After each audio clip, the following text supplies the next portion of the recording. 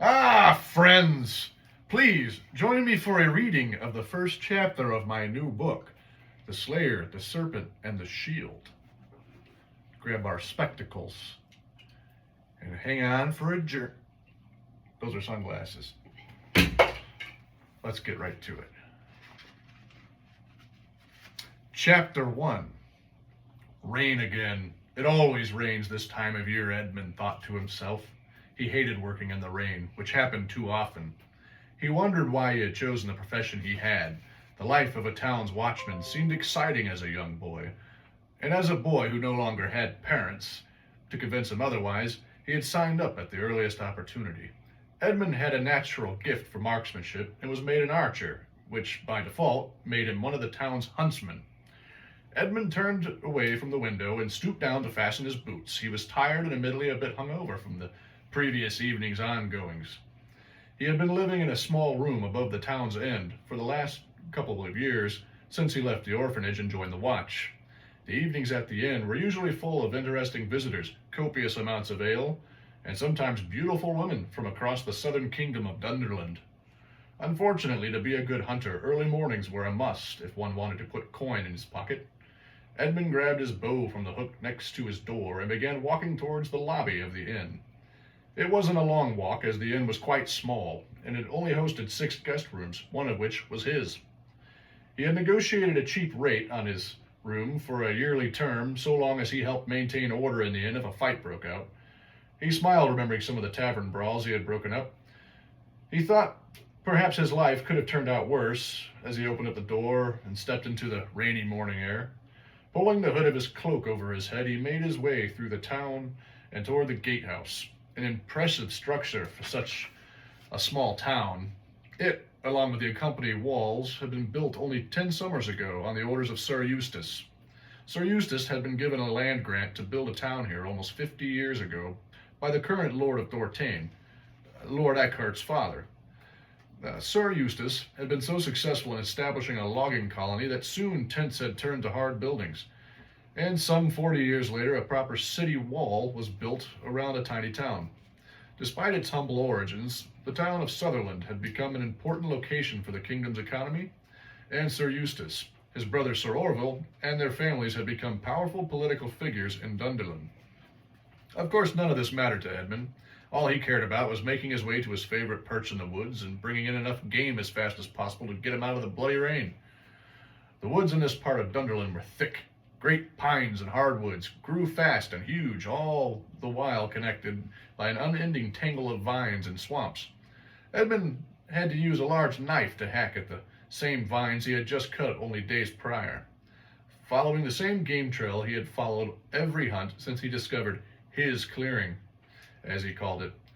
He could hear the nocturnal creatures of the forest fleeing his presence. First an owl flapped its wings, then rushed quietly through the thicket, and then what may have been a raccoon scurried off in another direction. Hacking brush was the only problem with his clearing. To not scare the deer, he had to get there long before them, which meant the early mornings. With his head still throbbing and skin soaked through to the bone, Edmund eventually made it to the clearing. A small man-made clearing that had only been discovered when Sir Eustace's brother, Sir Orville, had led a group of watchmen, including Edmund, on a search for a band of raiders who had been thieving from traveling merchants in the area.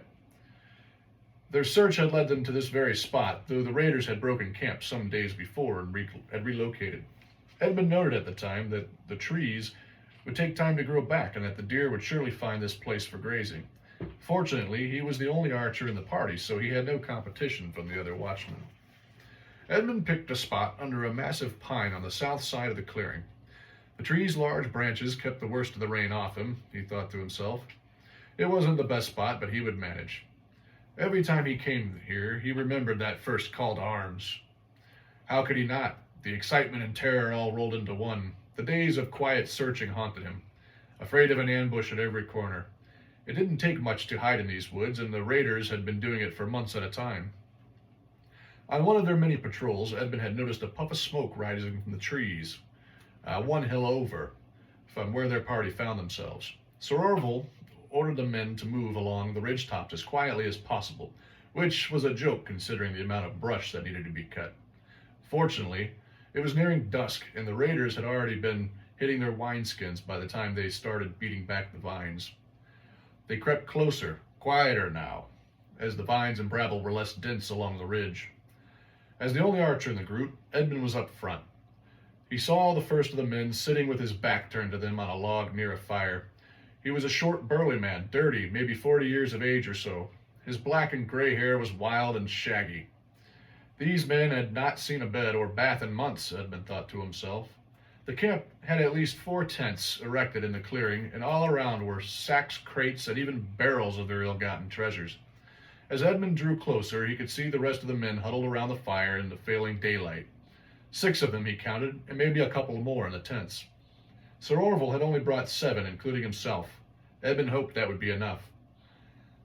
The other men around the fire looked equally as rough as the first, most with axes, swords, and long knives hanging from their belts. Edmund had already drawn his bow and was aiming at the largest of the 6 men surrounding the fire. Sir Orville waved his hand, and Edmund loosed an arrow which took the brigand square in the chest. Without a sound, the man dropped to his knees with a wide-eyed look of shock. He fell over backwards. It was the first man he had ever killed, an image that filled his nightmares more often than he cared to admit. In a flurry of excitement, the other watchmen poured past Edmund, followed closely by Sir Orville. At first, it seemed, they had the upper hand, catching the bandits by complete surprise. At least 3 of the raiders fell in the first seconds of the attack, when suddenly another half-dozen more men stormed out of the larger of the tents. The fight began in earnest at that point, with shouts of terror and pain filling the air. Edmund loosed another arrow, hitting one of the newcomers to the battle in his upper thigh. The brute fell to the ground, cursing him in agony. He watched helplessly as one of his friends and fellow watchmen, a man they called Pickled Pete on account of his oddly wrinkled skin, was savagely cut down by a blow from a long axe. "No!" Edmund shouted, rushing into the fray. He dropped his bow and grabbed the enemy's axe with both hands, attempting to wrestle it free from the tall raider who had just butchered his friend. It was a foolish effort, as the man was at least a head taller than him and built like an ox. Edmund was eventually shook free from the axe and thrown backwards into the thick of the fighting. Gaining his senses, Edmund looked around frantically for a weapon, something, anything. Then he saw a rusty sword dropped by one of the fallen thieves. Scrambling to pick it up, he lunged to his feet just in time to ram the point into the chest of the axeman who had just knocked him over. Howling, the man dropped the axe and pulled away from the sword, taking a few staggered steps back before falling straight into the fire. Nothing smelled quite as horrible as burning flesh, Edmund thought. The fight raged back and forth for another couple of minutes, though it felt like an eternity. Eventually, Sir Orville must have slain the leader of the raiders, because once a bearded man wearing a black cloak dropped, the rest of them tried to flee or surrendered. Edmund somehow got entangled in a sword duel with one of the few remaining bandits, but eventually landed a heavy blow on his sword hand. The man surrendered soon thereafter. As the dust settled, they had killed 10 of the thieves and taken 2 captives. This, unfortunately, came at the cost of 2 dead watchmen and another badly wounded. In the end, they had returned to Sutherland, where the prisoners stood trial and execution, and the wounded watchman was healed. The stolen goods were returned to the unfortunate few who had encountered the brigands on the road, and Edmund was praised by Sir Orville for his quick wit to pick up a blade. Some of the other watchmen joke to this day, calling him the Slayer of Pike's Hill, as the battle would come to be known. Frankly, Edmund would just as soon forget about the whole event. Battle is not how you imagine it as a child. There isn't glory in death on the battlefield, mostly soiled linen and tears like that of a child when men see their death approaching. Hunting, though, was his way of coping. Here in the cool early air, there were no hecklers or well-wishers, just Edmund, his bow, and hopefully a deer. A few moments later, as the sun cleared the east skyline, a long shadow cast its mark on the clearing. A large buck strode his way into the grasses and began to graze. The rain had lessened, and Edmund gave a sigh of relief as he drew his bow, loosed an arrow. At least some good came from that call to arms, he thought. I found my clearing, as he stood up to collect his trophy.